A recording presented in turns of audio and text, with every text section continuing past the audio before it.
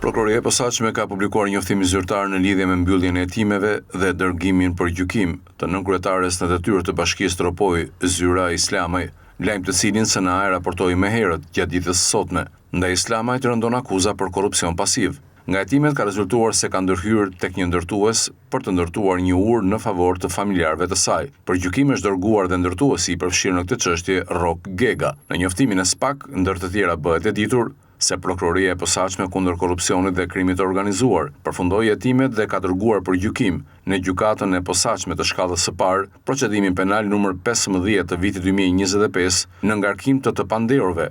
Rok Gegaj i akuzuar për kryerjen e veprës penale, korrupsion aktiv i personave që ushtrojnë funksione publike. Zyra Islamaj e akuzuar për kryerjen e veprës penale, korrupsion pasiv i personave që ushtrojnë funksione publike, parashikuar nga neni 259, paragrafi i 2 i Kodit Penal. Nga tërësia e veprimeve hetimore të kryera për këtë procedim penal, rezulton se shtetasja Zyra Islamaj, aktualisht në nshtrimin e detyrës së kryetarit të Bashkisë Tropoj, rezulton se është përpjekur përmes një tenderi të hapur të favorizojë ndërtimin e një ure në dobi të familjarëve të saj.